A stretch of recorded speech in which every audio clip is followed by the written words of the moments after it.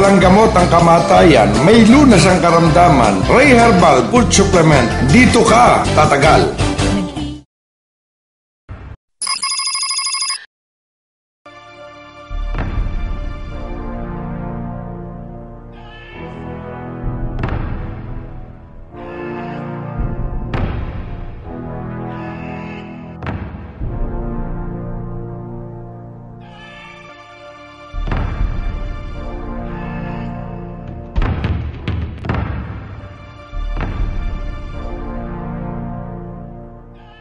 Renato Lopez, diabetes. Matagal na rin, hindi ko na lang matandaan. Na-opera na kasi ito ginagamot. Pagka lumalabas yung duguro sa daliri, minsan sa ibabaw ng paa ba. Ayoko naman paputol. Puro kadalawa kang opera na kasi ito. Pagkahapon na paggabi kahapon, may pagkakataong nilalagyan ako, giniginawa ko. Kasi pinutol na itong isang daliri ko. May picture ng araw. Pinutol ka, walang pampamanid eh. May buto na nakausling ganun. Pinunting niya. Makarot na makarot. May pagkano, hindi ako nakakatulog rito. Tapos namamaga itong gilid nito sa gabi. Pag umaga naman, nawawala na. Noong nakaraan, 263. Wala naman kami laing diabetes. Diabetes ko na kinakula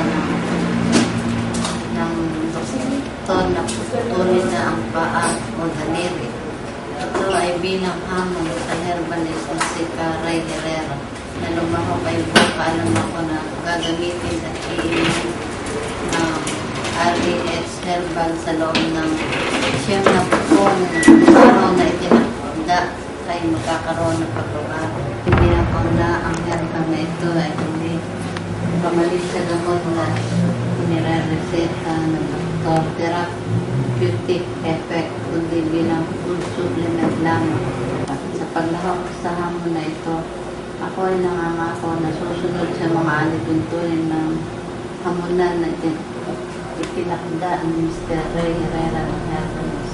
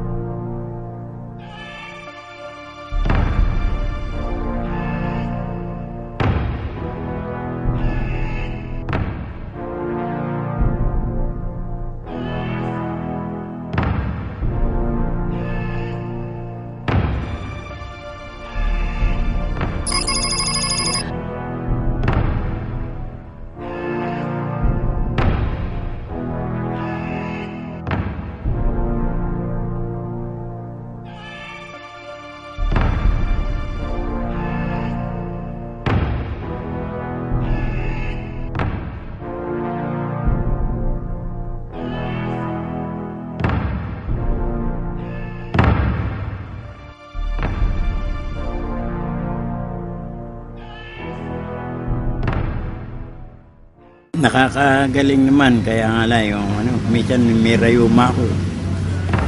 Pero hindi ko na iniintindihan kamukha ng dati, yung sugat. Kaya nga lang, sabi nga nung una, kakatas ito pagka, ibig sabihin lahat, mas maganda ngayon kaysa nung bago pa ako nagpupunta rito. Siyempre, 1 month pa lang, nakakainam naman. Hindi masakit, ngayon sumakit man, hindi na kamukha ng dati. Kasi pagka minsan ng ugat ko, pag ganyan, nahirapan akong merong improvement. Hindi na nga ako kamukha ng dati. Ang problema ko lang minsan, itong ugat ko. Ngayon, buhat nung magkuhan ako dito, nung maglalabas ba yung dumi-dumi ng talampakan ko, yung nasa loob, nawala. Nawala yun. Wala. Ibig sabihin ba? Lumalabas yung dumi dahil doon sa ininom ko siguro, herbal.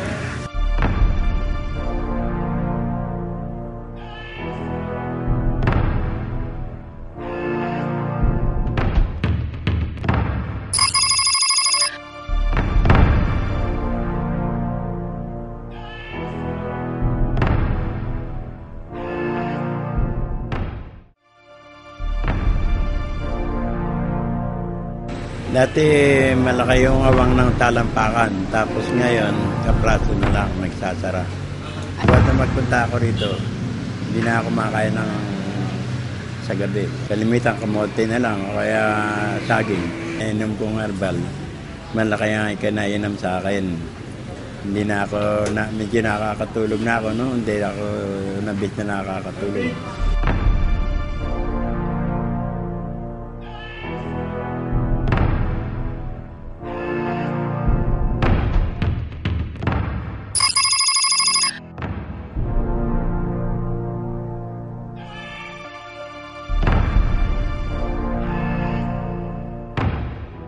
Noong una akong mapunta rito, May 7.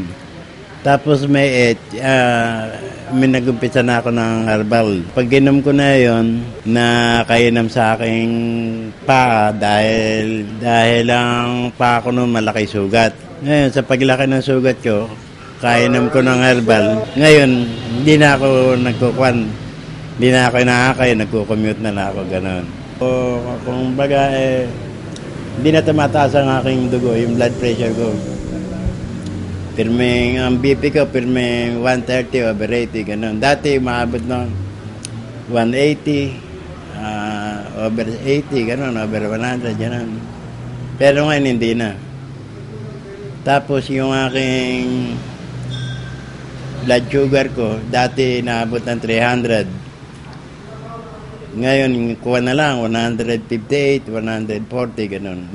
Pumunta ako sa Bitag para sumali sa hamunan. Para yung baka sakali, yung aking matulungan niya ako nito dito sa sakit ng paa ko. Nagpapasalamat ako sa nagawa sa akin ng hamunan dahil ako napagaling nila.